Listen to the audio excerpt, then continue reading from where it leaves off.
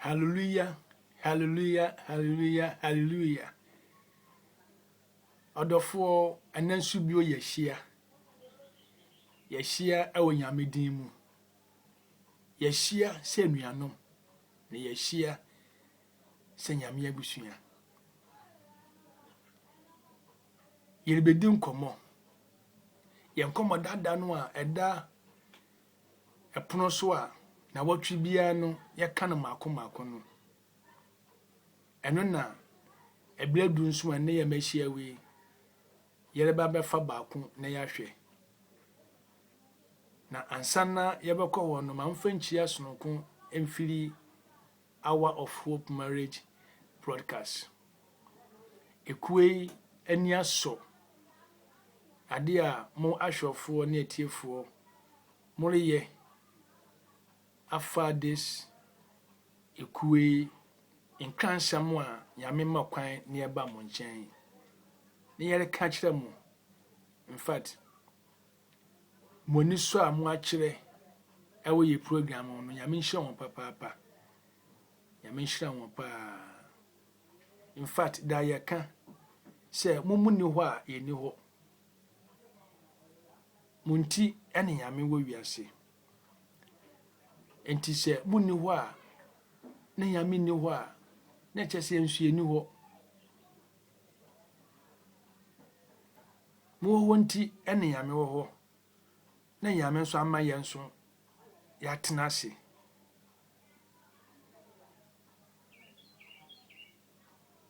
Na wotwe bia ye ba wo nchen. Na ye de nasem totu ya blabo ho. Ewa wade mu. Ewo asetena ablabo kanko mu. Se ne ye be ya ye be so ne nyame ani. Ya bibiala obe ni nwadi bia no. Ye yankwa me ye kra. Nyame nhira mo pa. In fact, nyame ntine ni mo nhira mo. Onhira mo ma, onhira mo kunu, onhira mo yere, onhira mo abusuafo, both external one and the nuclear one. Nyame nhira mo papa. E wa somre any city a mo ayama nanim asem. Yedi nchia every Hour of Hope Marriage broadcast in China Blomi. The next year be any abom paye.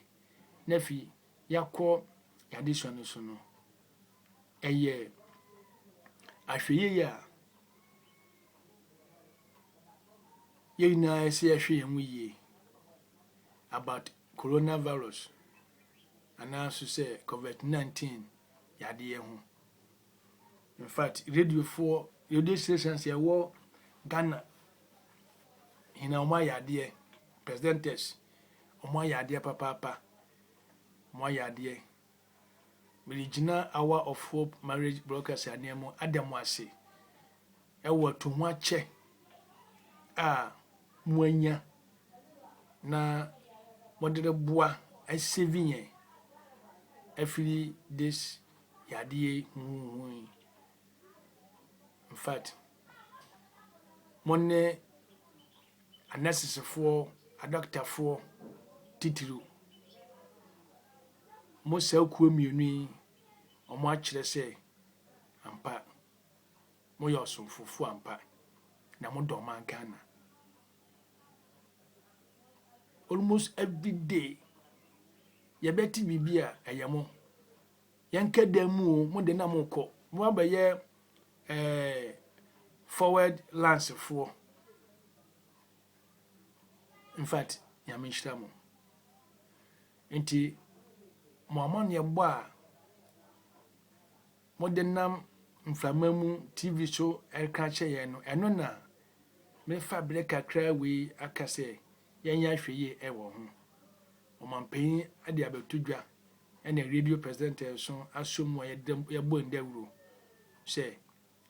ebibia yan horo yensa ho eno danchan ya yemfa hand sanitizer empepa yensa ho bla ya horo yensa ho a ya pepa no yemfa ngu yensa ho no abewo sabun bi wo ho a ebewu yenyusu nose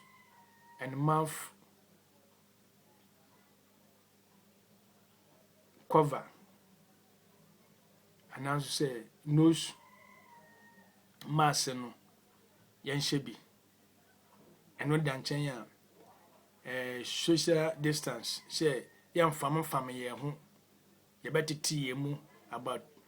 2 or 3 meters bi so that obi will be a na so kasa entumi ambeno eni no ma bebire a wakaka ho na wate mesomate na kwanya bi na ayese menya meeting e de akiro enti se manya break aka na makaka yesese meka akiro wa na je se enyame na de na se enti ye nyina ye ahwe yi na ye ni ho a Ghana ne ho a ewiase ne ho enti no ye nya ahwe yi ya menka ho ya mensisiu ya membo ho ban wo bra wa ye sitie edemo mampeni ne relatives this COVID-19 ya de ye ho ya mensho bibili ya mbompa ye na yen hye na se nyame a wo boss ne asase tumi hina ewura da mehie mu a menu nkwatiri wuda fi so yo bo ade se minimu anka ebe ha meda wase se waboa mama hu se wo yo bo ade bibia mu no ye kwatiri wa anye yie ampanampa menu nanti ye impo atobi na menante koto musomu mpo a wo ye ntembe geme inye dan na me frompo enso no wa bene me wo ye batam papa wo ye batam bia in fact unhwe nsu enchenche na wano chese orunhwe ye papa ho no adonye no wa che na de eno na ye me fe aye makono inti master oseboa me na mtumi ho nsi wo na manfa wa de manhunu wo ho aye mfa so de bebiri manipa ene awarefo no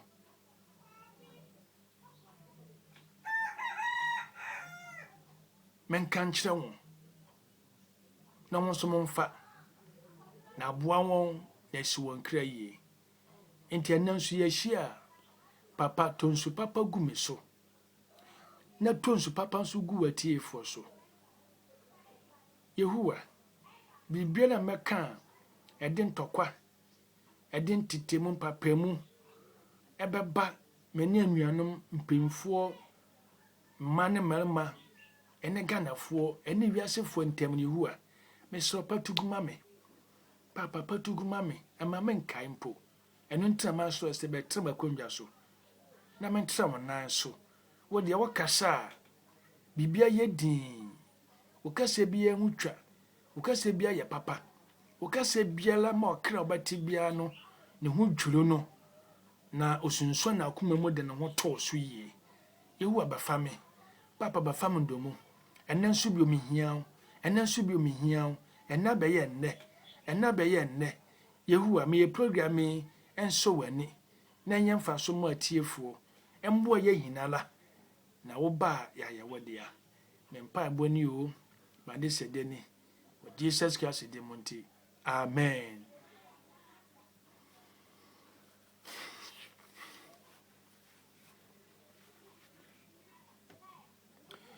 Odofo menya bompa ya wie de na ese ekwanya bie na ebia na ope video ni bi ahwe enuma ne se obofo phone no atape Hour of Hope marriage broadcast. Hour of Hope marriage broadcast. Ota pepe ubehu ye wo YouTube so ye YouTube account eno no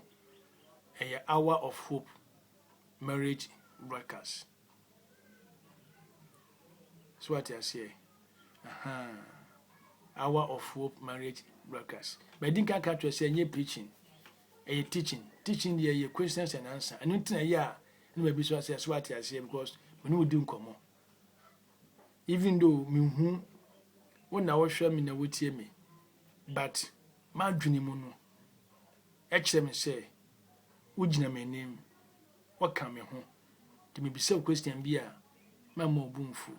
na menim de ya meye ne nyina ne sɛ yɛresua deɛ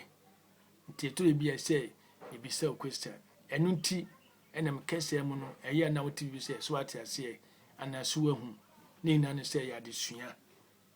ɛyɛ adesua wote m'anim ɛna mo no kyerɛkyerɛ nti sometimes maybe so sɛ mama ne how nti sɛ wofa wo phone na wo tape Hour of Hope Marriage broadcast ya ubehu yo YouTube yani YouTube channel ana video no ne number no nti manya kwadwere wo ho abibia la obofo phone bia no na onenam YouTube start na ohu ya picture bi mpo ne say ye video a mensa no ho nko odie nya be na hwe kakra na urunu ho se ohwenye mfaso obenya no wo beka ama mansen na ati e de ahyanyame anumia nyame nhyiranye e won ka kakra e de ama wo na obi twie nso na waye ya duri point number 5 and our principles number 5 ya disua eda board a ye hwe mu na ye dwendwen ho e ya benfo nsem bi ya mo de abatu dwa se e ye normal makomako wotwe obiara oye de sani bia ne saka e de bɔ ne bra obotumpu ablabom oware ne bia nso wote na ohunu na ne saka na ode ye adwumo na wade mu a ono soso obekwa anim na obotumpu na ne bibia be ye kama eno na ya fa na makomako a enne aye 51 na say yenya part 6 na part 6 no introduction no kan ho da ya share this topic na se no inyanim no abenfo no emayen nkofo mienu bi a osese ekwati wo mu a sanoma wotwe nyina no ebeye kwa enye adwuma ewe ya blabamu ya sanoma mienu no bakon eye wo de kan ye wo ya tos mienu eye nyame eno ya fabre a kyerɛkyerɛ mu nti wonya ye videos ni bi a one day obetape na de nyame fa ye nso ye kyerɛkyerɛ mu fa bia no ubehu no ho na obeti nso na odi adedwuma nti aba no enwoma nwotwe no a ya fa no makomako sa enne de toso enum nti de toso enum dia na ese enne be ye part 5 6 odi introduction kan we part 6 nti ese ye free asisi ye hia no na wotwe a etoso nsia eno ni de ye nwadi ewo nkyɛn won komodie mu no enne eye 6 weeks that is yenya 6 messages eguye TV so ene say UTV ho YouTube rather YouTube ho what afi biala nsabe kan obehwe yen ne nsem biala nyame de afa so ye de aguwo bia no ebebo bebre enti 5th one no abemfo de omakan ye ni it's all about promotion efa mo ananso say abosobode olobo obi abaso bibisa u promotu bibi ora kan papa bi afa obi ho internet say ebe na bonten dia ora kan papa fa obi ti se wo sister obi ti se wo brother obi ti se wo adwuma mipani wo adwuma ani wo waka bi ebi ti se wadamfo at a benefia and the all cancer papa be a far or yet home. O Bonabaso, O Pejano, and only the fifth one promotion. I've been for Anna a diabetuja, and a young son, ya cano kakra. Namini say, ye baby no name a yen shilla. Send your die yen shilla, and then so I'm a boy yen shilla. I hope, I believe also that God will help us and benefit from this topic. Yeah, but it be a name. You hope so because promotion ya dey here. Yan share your key test. First Thessalonica.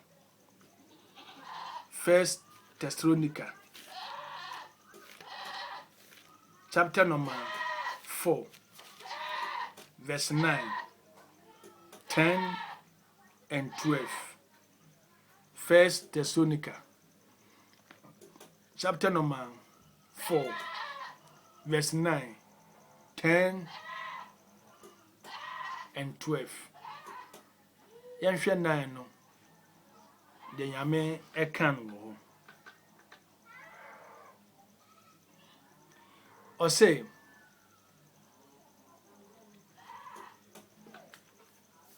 nine no the Yame kan ye.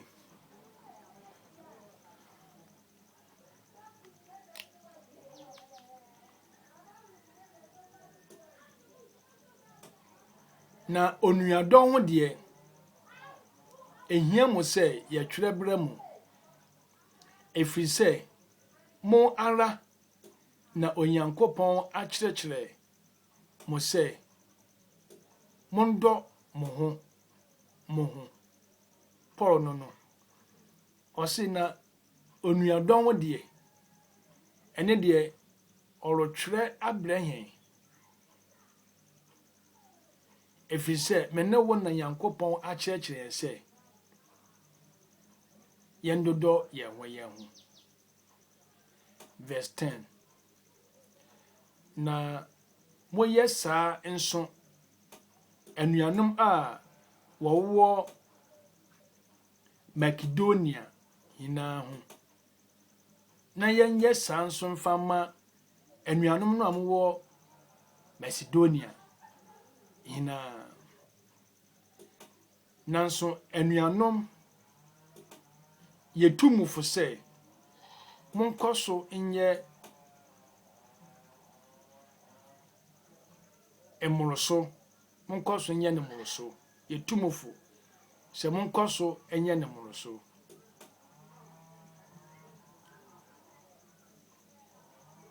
Verse 11. Na mombɔ modern nyɛ kom. Na monyɛ mo ala mo adie. Ya mombɔ modern nyɛ kom. Na monyɛ mo ala mo adie. Na momfa mo ara mo nsa nyɛ adwuma. Sɛdeɛ yɛhyɛ mo no. Na mo anante sɛdeɛ fɛta. Wɔn a wɔwɔ akyire no anim. Na biribiala ehia mo.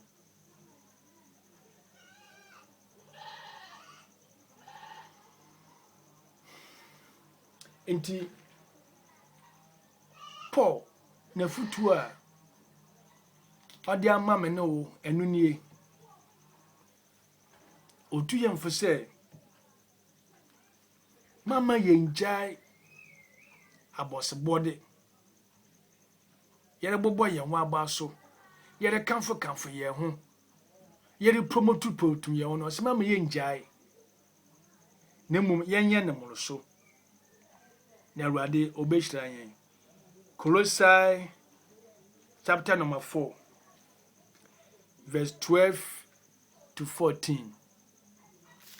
Colossae chapter number 4 verse 12 to 14. Colossians chapter number 4, 12 to 14. 12 say, na monante sania efeta hon a wowo akire no anim. Ya Mr. Mo mabie Thessalonica. The Colossians chapter 4, afina mabie verse number 12 to 14. Colossians womano itwaye 9 tichemo ye dumienu edukwesi do 9 afiye ntie osi Kristo Yesu akoa Epaphram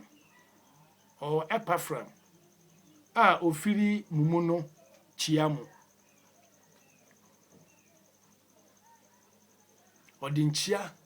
na Paul eba besra nkrofo na sa Epaphram no wamba bi te Paul boduriye no ena orekire se nchia we se eye nipa suma se dia na so chia mo pa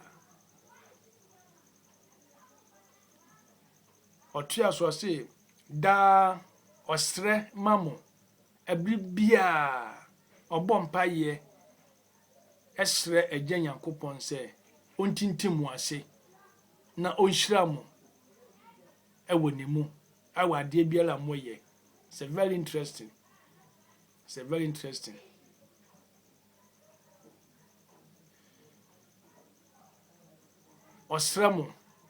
Osrama mo da nempa ebomu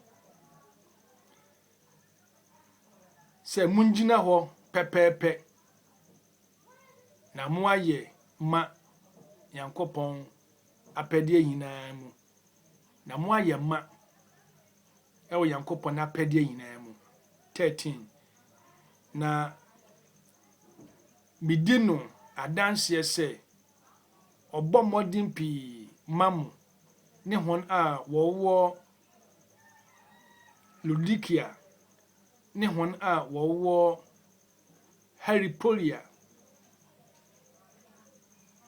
na Paul nso di adanse se midina adanse pa se bibia no oka mo papa na obompa ye ma Heripolia fo ene Ludikia fo hina. Verse 14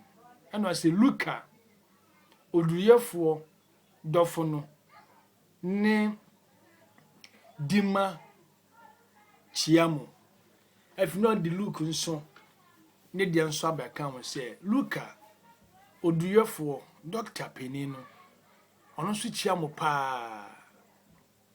Paul anya selfish anjeje sankofo nchia no amfa nhye ne botom ye onkofu bebre wo wiase a obi kwaso no na ye mo ya eye ne ya omu hina wa adwuma ba kumpo na orokọ anim no eye ne ya obi aye adwuma abanya adwuma ni 10 years ewo mi promotion po onko bida yes let free ebi akra eba na adwuma mu ni poti eho na obaton krafre dia promotion fa ne ho no onye ta bebenua wo adwuma mu yenko promotion da nti won pay fia no na da ma me wo yesa ole mboa na ole hobby anso upeni ye mu no de uguye no ubetwo nti abapapa biala ugu bia no ubetwa na ababoni bia nso a ugu bia nso no eno nso ubetwa nti se be yi a anka gu abapapa to study Galatians chapter 6 verse 6 to 10 and 11 no si Yankopon ye sina twetwe na de nipa egu no eno na ebetwa ugu no papa ubetwa ne papa ufiri ahoyeye amu gu no proye a ubefiri ahoyeye amu nso no atwa no proye saa yenu bebre asori mu uruko wonum kakra ye betwe wasan ebu so ye frɛ ye ho sɛ ye ya kristofo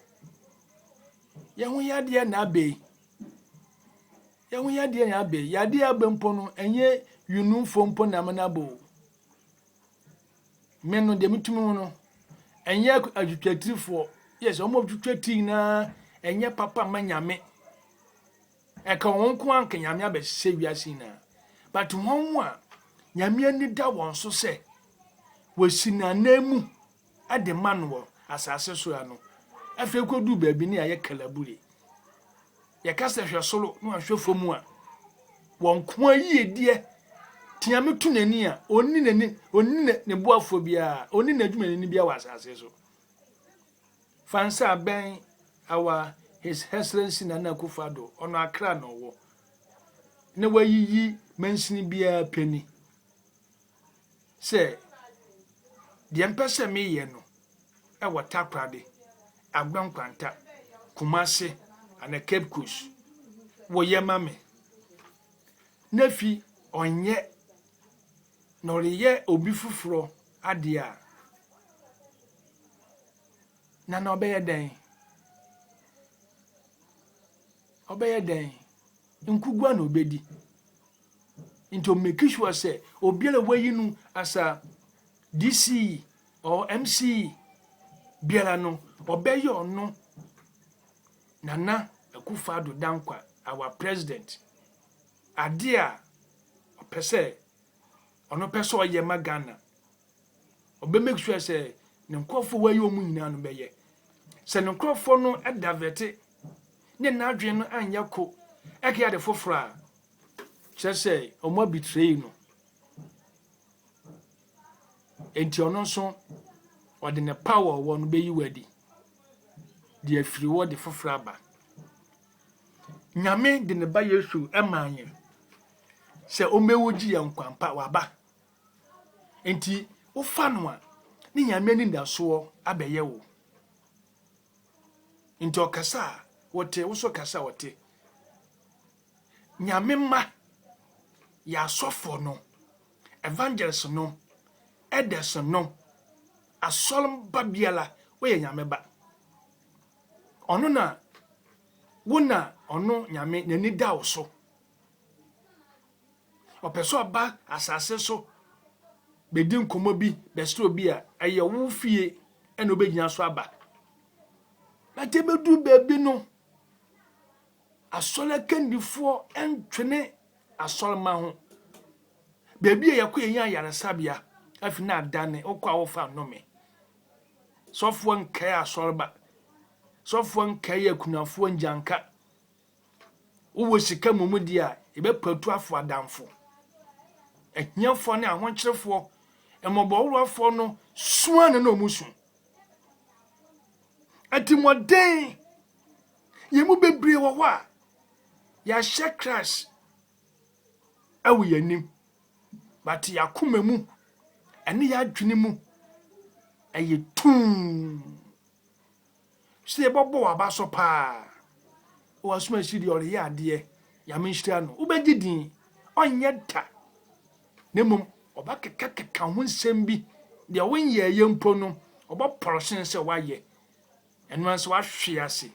baka so twala woye bedodo woye sa mfaso ben na obenya what kind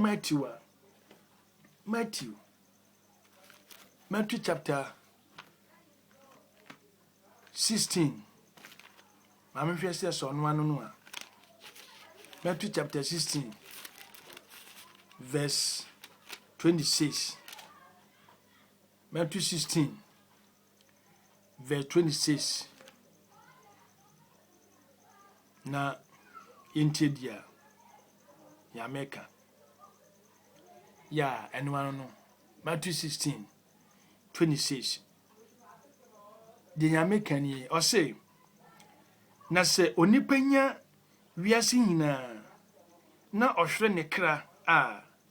mfaso ben na obenya anase ade na onipa bema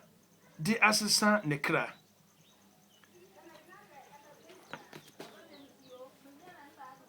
se obi promotion otena so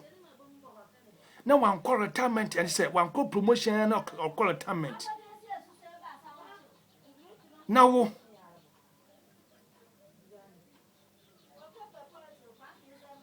uko promotion ni bi unu ande watena so a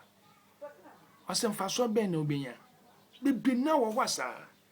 asofu mperinfo bi wo se a ye tietia asofu nketenkete o promotion so na mame ana papa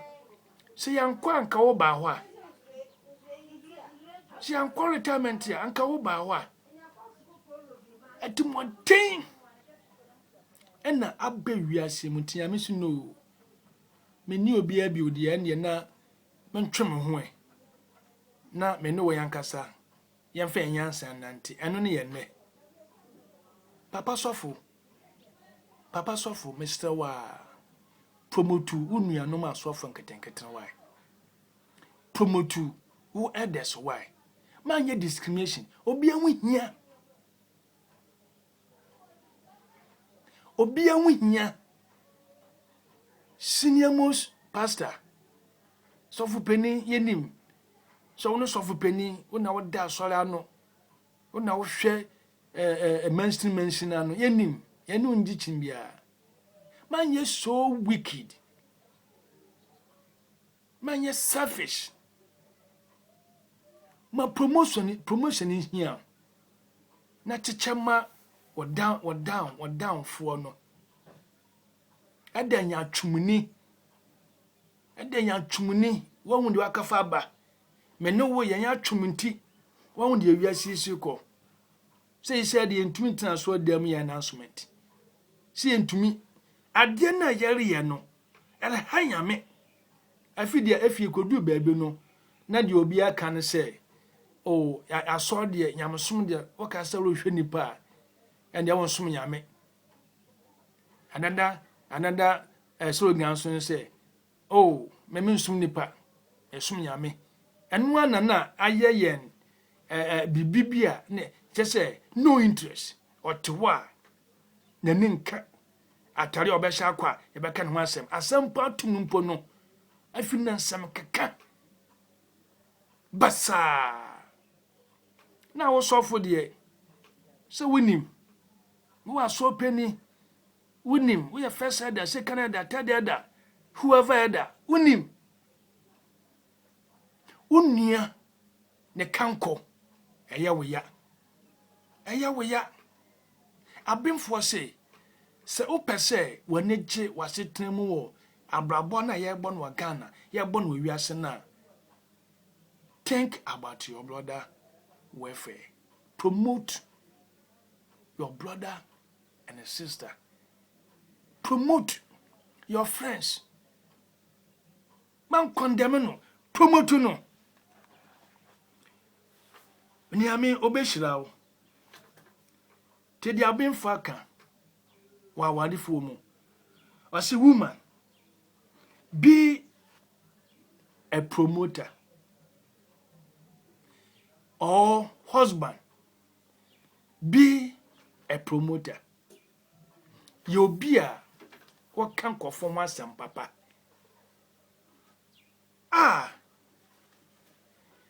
uno bebu atan ye atembo wo nsemu a mi wanso nyame asem aka kire nse ye papa mpo te sentoma go fi na ye nduma ene ye tene na ebe ma yakọ heaven e ya tom. It is God grace which permitted you and I to be entered the kingdom of God. Why don't you leave your brother shortcomings and search his or her life, a little thing which is good in her or her life, stand on that particular thing and promote it. Talk about it. Let people to hear my wuru baba my wuru because nyamene inyaya nyamene yaya edinwa repe someone you do ya kan ya undoko basa odoko maneke yaka ni yaka ank music ni dem se ofufura anafo wudo a ibe piawa aye de baba ye bobowa enne ya vanyam som ya da ya anye ya yunu ya powale ki o meduye kejina kanie nakaka mamyam de sofu bania mamyam de bania mamne de zona da me de secret so so ya meka ina ne se mani abere pa na nyam ne mani abere nyame se manka de ye nokore a medifo meda de mi hu no hu the same thing de hu sumi hu nyame se me kan cho se ya de nyame som akatakata yanim atimoden nanka yenim se urufudua pa ene ye pian wo ya de papa wabusuamu asori mu oman mu a ene ye pian ene ntesa se be obi be dwe nanu akase o sofo yi oya ade pa ede yi oya ade pa mamu we yi ocha ade pa chese obomodem pa anu ayira nemu Ford founding nanko foku kakrebi na so pani nyame ni da oso no wode o ma da ne bochia ene o gingina wo so efi se o mo kire wa ye babu o nti sa ne nyame se be na adwuma nipa yi die ebe se san nyame hyehye ene ye nitema eme ye nua ye nia tenka eme ye nua yere kasa kuye nua bi anum ase a ye kan wo trawa masam to hwe enim de ye kon nipa didi wie nipa nkasam wie a chede kakra ya me de amawo amane hunu poto aden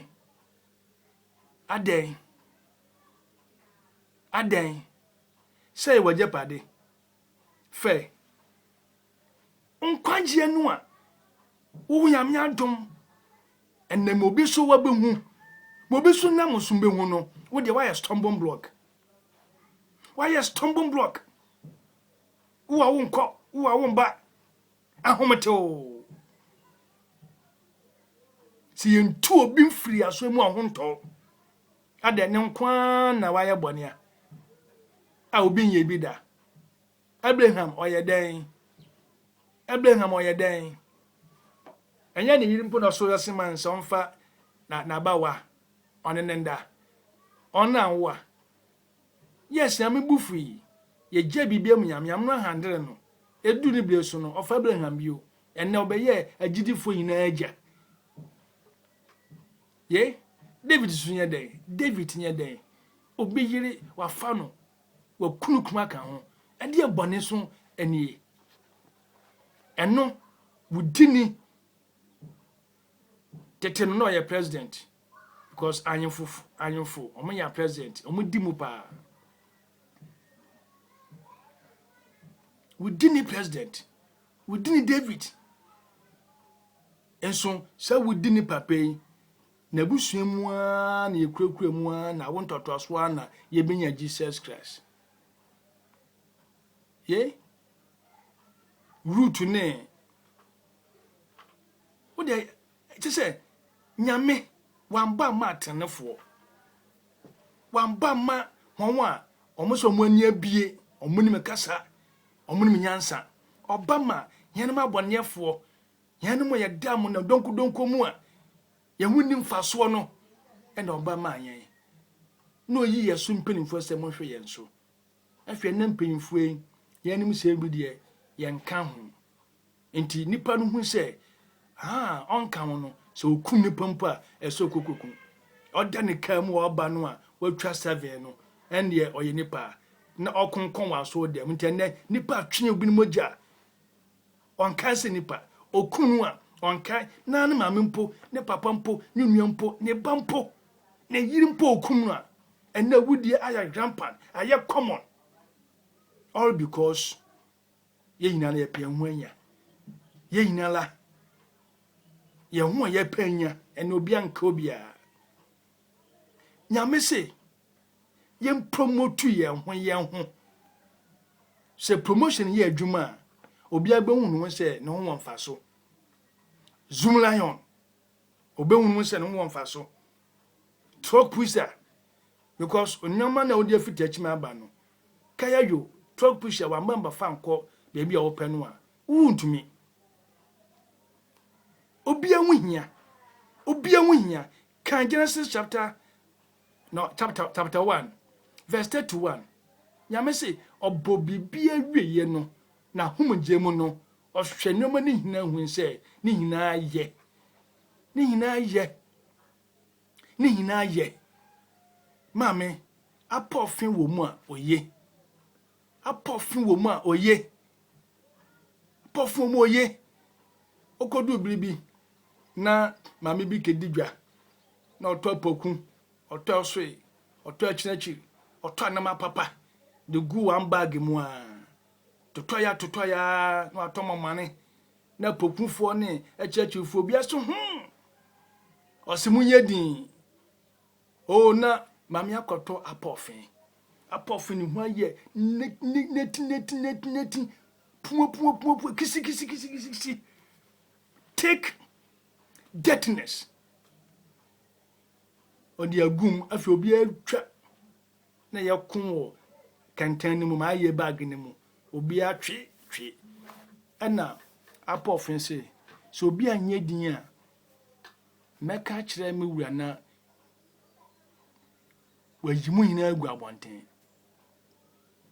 mo so mfa so wa mfa mo so mfa so wa mfa na mo kire mo ho apofin kese no se hwe mama kan kire mo se mo ye nam papa biewu bi ani wo mu mo honam ye smooth wo ye opoku wo ye afo wo ye soe wo ye de wo ye hwan enti wo won so ama mame wo ne mfa so bia apofin se opoku wo ne mfa so bia achi wo ne mfa so bia ede na asoe wo ne mfa so bia mama ndwuru mo ho na wo de ye behu table no ho ye behu de no ho mfa so ye wo domanu a ye be fina no ampa nso mame de enam nyina ye nkwan na omo akotable ho ye pokunu atototo so achirechiri enam biala ye yin ato fufu no so ewo chance mu na ye hwia pofunu bi nso ede agu ho barima no te kontoma ba ku mienu no atie pokunu na owe ne saa na wa mene no atie achirechiri bi na wa we omene saa na wa ndite wa mene enam wo nkwamu nyina ya yewe won ewura pofin so a na ya fa na ya fona no oh what a wonderful story e kai manage apofin no osemi hu donti mi wura o mam so na wa fema no owie nso a na odem ya to ne nchense mengade no no ndidi wie wo pokun wo yen wakada nipa ye ya yo hu ni fa so me hu donti ye fema no ye wie de me decoration e wa abobo ano ye de paint penti me won ma design fie wo won fa so wo mfa afie pokuni apofin ni achinachiri ni asu ni obi ayelem mame apofi wo mu ye mambu wa bomfia ye promote wo yɛn promote wo nyame se o sombo mame gina pintin nyame be show anumunya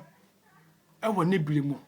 na hon wa yepo wanunguase yepo wa hwease ye keka ho nsem na wanko school na wumbu ade na wofi hiamu na wabusu atise na wo nyina wo si won tirifo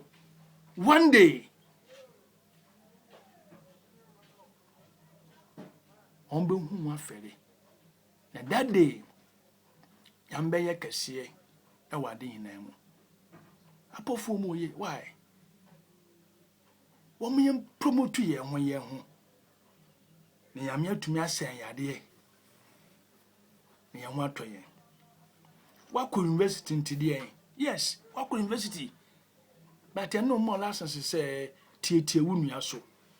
bank managers bebi wo ho a yemfa messenger nya hwe yemfa cleaner nya hwe na cleaners woni wa wo he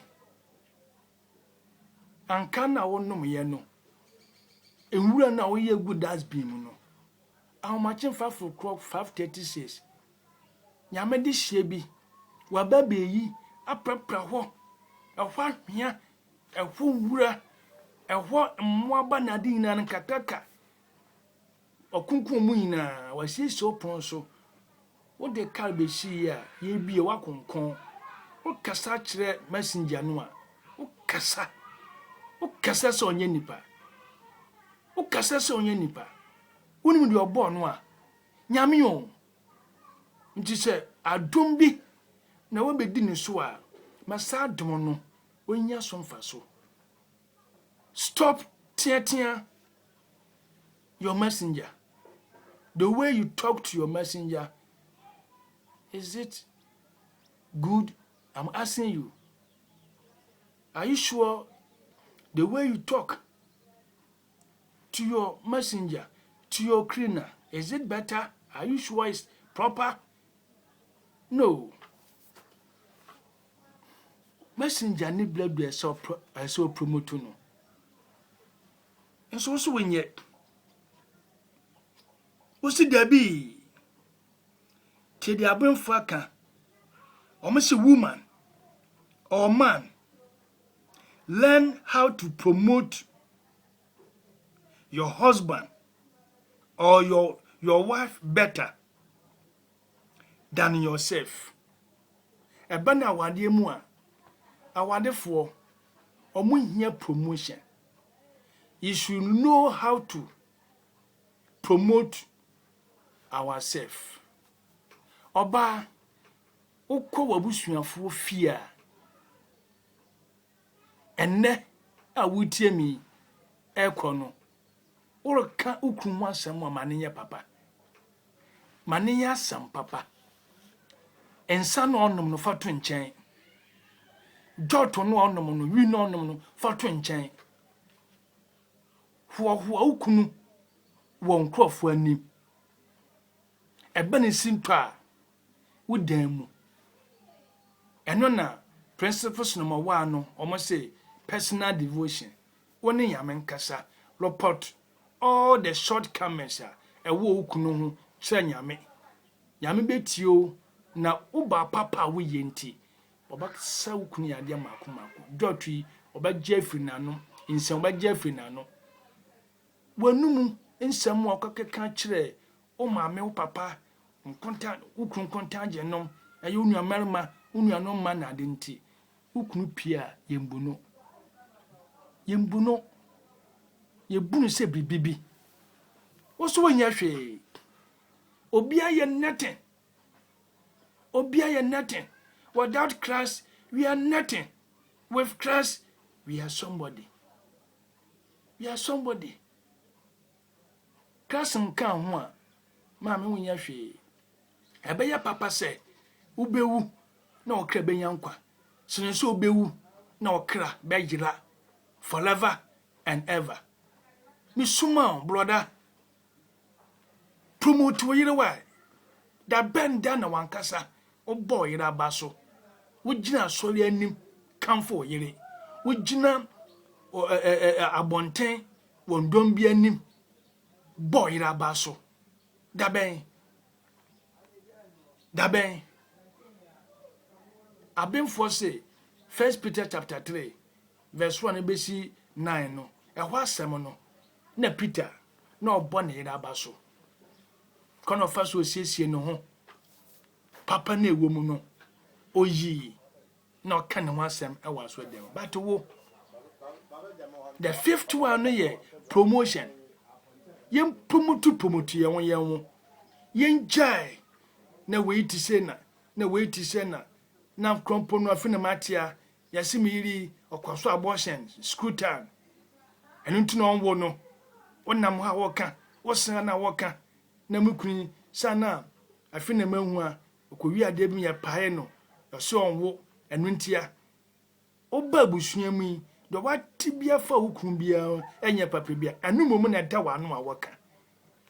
be da hukun atumpon abemfo se menka nche ose opa awade asomdwe wom awade a animkɔ eye kanko wom a suakwan fa so ya kakasapa fa hukun ho kakasapa pa bi fa hukun ho promotu kun wate kasampapa bi fa hukun ho kasampapa bi fa oyere ho kasampapa bi fa mofra ho ena na mofra ye kromfo me ba wedun so no ho otisei ne yambunu a afi na wosu fa oba dwonso no to nkyɛn fa oba ni felu anu a o felu academically exams ni mu no fa to nkyɛn beebi o ya ade no gina no so kan ho asem papa oba bonten a sinto no petite bi man wadan mu tunofo e wadan mu se TV nti no ntumi insuade a tunofo e wo TV no obejai yenjai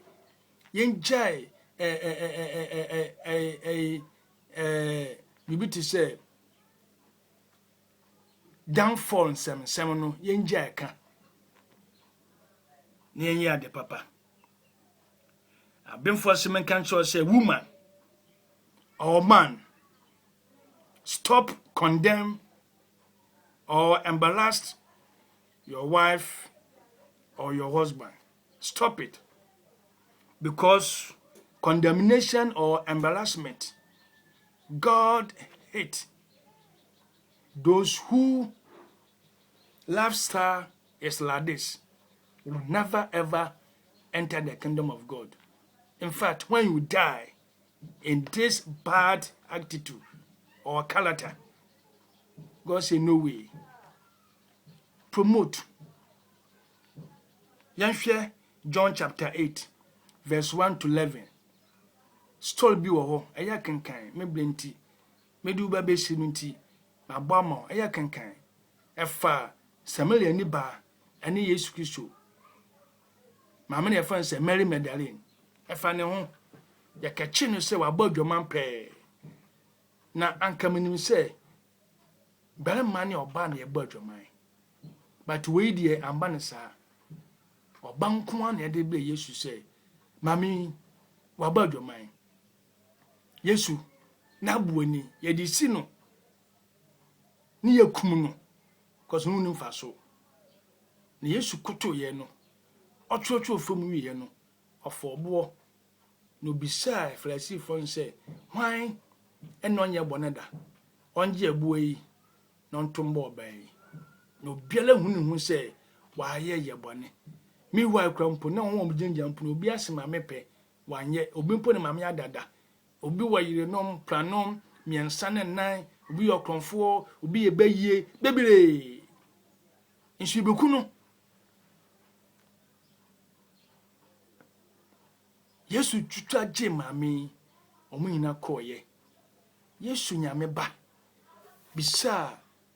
Mary Magdalene say won ya de wo bre me no ede ne ye wo ka kire me mami peja na no wa fere Yesu poto wa sine trase asimi ntumi hwe wa ne miwura no yina no ko de se omo anya me hwe Yesu sisi anya wo hwe de a benso me nya wo hwe na mum ko enka ye bone bio yen ka dwen sakra entwe ye kunum miwura insana wo no no ubewu na owu a mofre men ebeye bed na mame mesu meye kunafo meye mobo mempese melusu yen kadwen sakra bi enche ye kun no because yesu kan se ne se yankum dia mesu nkum umumko enke bone bio manye bone ampanampa mame asem no kronimu into tufiri kronum ho okonante bi nchen Netherland na onya 3 years ede kono mame asesa oba ya wa ye kama into mo kan se Mary no okọ Netherland no wasesa wo eno nya dwumambofo bio wa ye kama eno kansampa. In fact, the first woman evangelist ohun Yesu ni wosori e kane no eyesa woman no nipa bia nya condemn e wonyamne ne so nipa biala enya condemn ukun ene no no monson ukun ene no pamo ukun ene no twaloto ukun ene ena wakodwan ekuo bia enye papo but usu kire wurade with a futun kakran homlasimle wademu kire no a one day obehia nsohwe bi na sohwe no ebeba na twena adwena siwo ofutu no so na obesesa mihia lady bi bra na me yen kire e wo Rock FM 2014 15 mu no misi e wata kwade aponchen kakra bebi a mekom ho no na meko lady bi fin no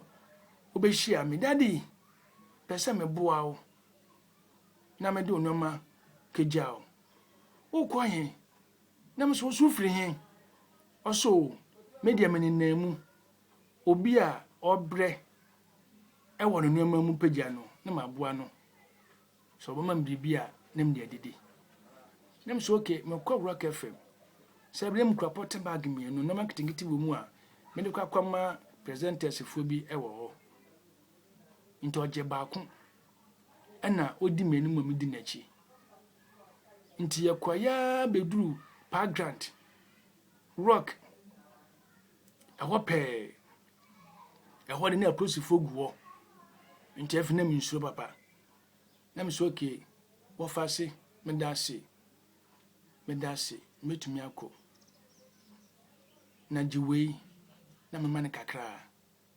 enda mi sense wan kasa ofiri mfa osimi ye fantini wa bo fanti kro bi din mi wi afiri na takwade nso oso me ni obi awo baako me bagyan mpa ono be yepe but wan wale me nkrofo ina apo me ena me se me ba takwade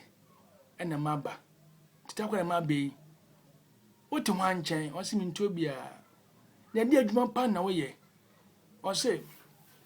maame bi afam ya oche me adwuma adepam na mini boafo bia enti eye na mabo operation ben yese me ba abrantie bia mbehu so anam ho a na wo ye me fe no maka chen se onne me nkada sabi na mam kakra mi ho dwure me enti yeye ne san o say half nut there and the trees o mam 15 Ghana cedi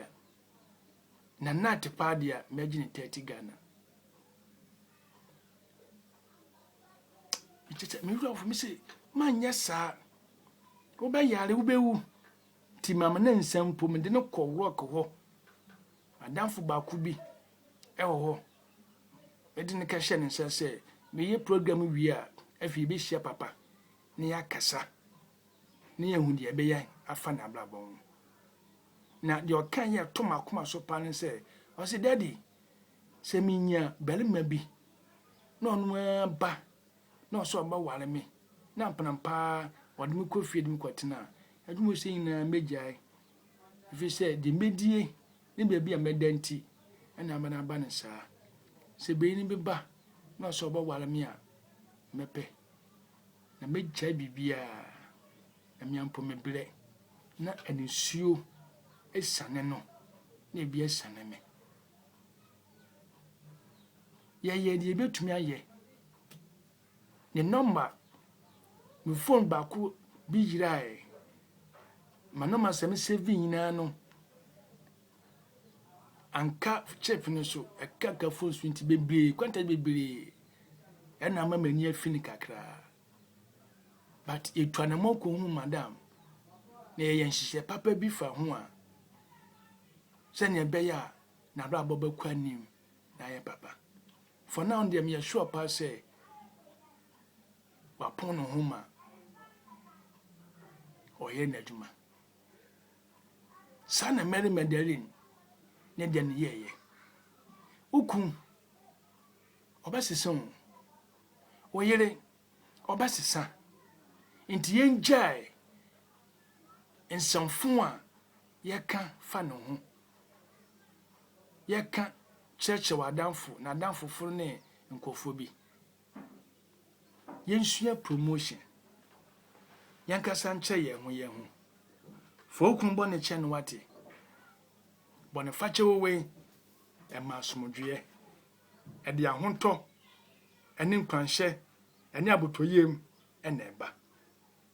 yanka I am sorry encheche ye ho I forgive you encheche ye ho and I love you encheche ye ho because this three magic words e boa manipa na ne ba ne ho so na manane da so e wona ablabo mu anwubrei anopei ahomachi awie abribela wutie mi biara na wo hwo mi biara no mani nsawo yamese kan cho say promotion ya de papa yamfa domantoto ya wonso yankai tigofo honwa ya tontontonton no ma bi ewo abonten no eto de bia omo say ene e promotion na adoma da so promotion phone charger promotion Nokia phone promotion endomo e ba ho no ya tete so edabi wo wa na company say ene ye promotion oto ade ba ko a na de ba ko am free sada no bisa won ko wan chan bisa won say etesema won abibiala store bi bank bi beka say me ye promotion amam customers bisa won say sada no sabosom no enoma kosan ema won utimu dendende and a condemnation verses and someone a ye kankanka a bon home and says a company pound and not company pound and not come for your home or come for home impo more for our company or come for home and then now what you will see and don't you funny be a fancy mark any million cheap ninjum your boy no and never do we according to papa ninjum and no can say abdantie bi esi so obre ya mencha de oboa no obi e company bi na ofa workers bebre na company no nya be say mfidu no ana emfe insie bi no ena oni o say obabbo no workers abaso because sikaba inoma koso nti esese obo won abaso nti ampanampa omotena se hyeda eda no duruye obi address kama obi aba table ensansa aduane enija ba ampanso achede kokoso sada no ebi nya dan ebi nya cash ebi nya sika ebi nya njepade wakasi ni obi ani age and the program no ba wieye omo kofie na omo adware adidi awie ye hwe TV no ana papa ne ba kon girl young girl catch any papa say papa there are mistake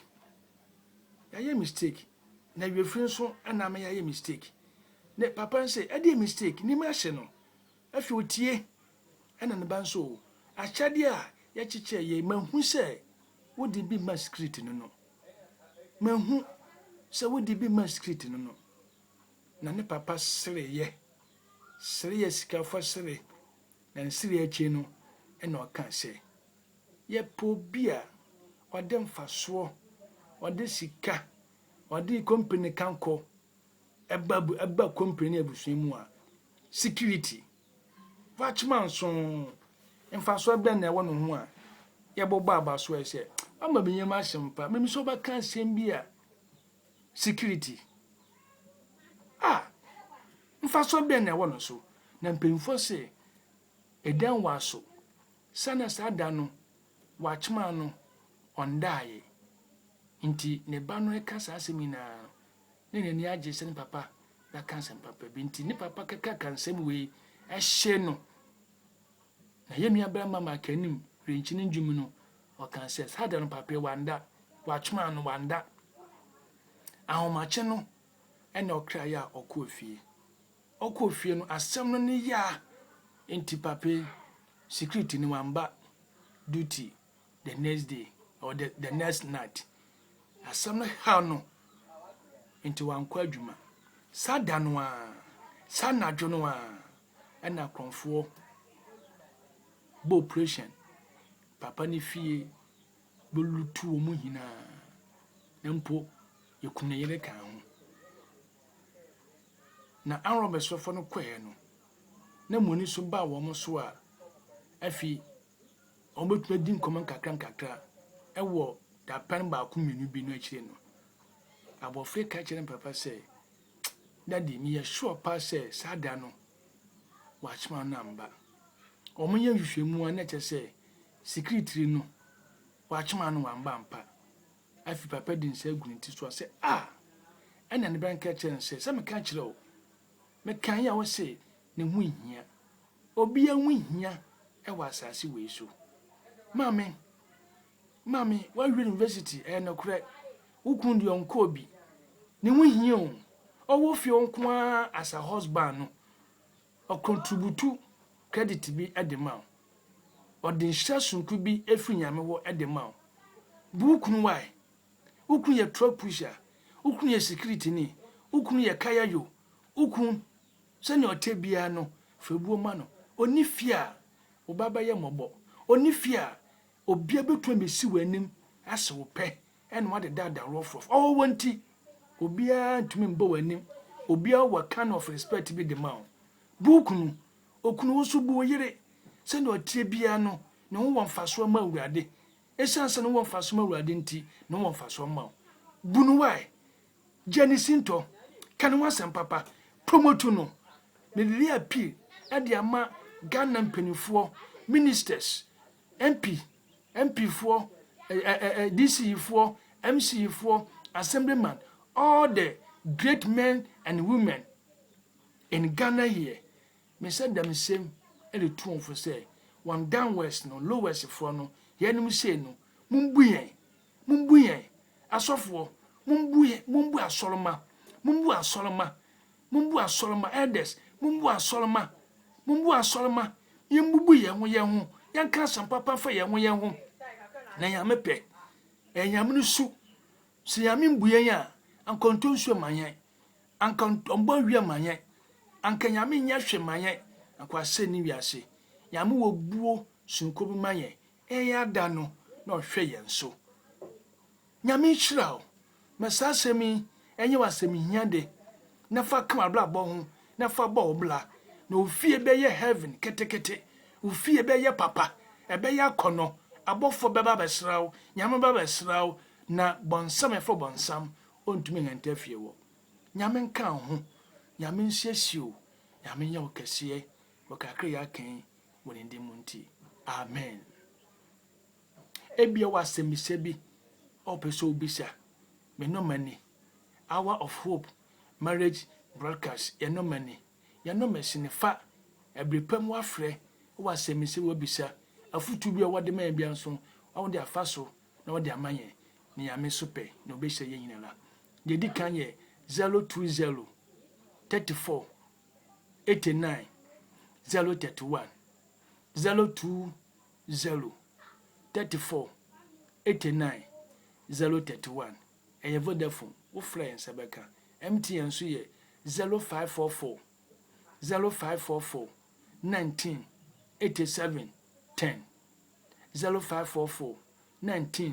87 10 MTN wo fly ebeba last one ye Tigo 027 500 57 61 027 500 57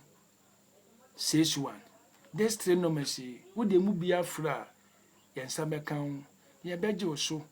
na bibi opeso kan bia no ye be ma okwan mu aka this number yanso ya register no mobile money sike bia lo opeso de bo programming e kwandem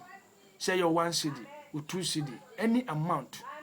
our person de bo hour of hope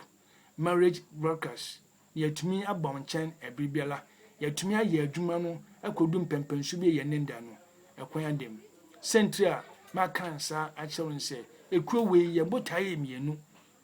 ekuo no ye botaye mienu pe de di kan se ye be ma ofie aye heaven ketwa jese amba fa ye nso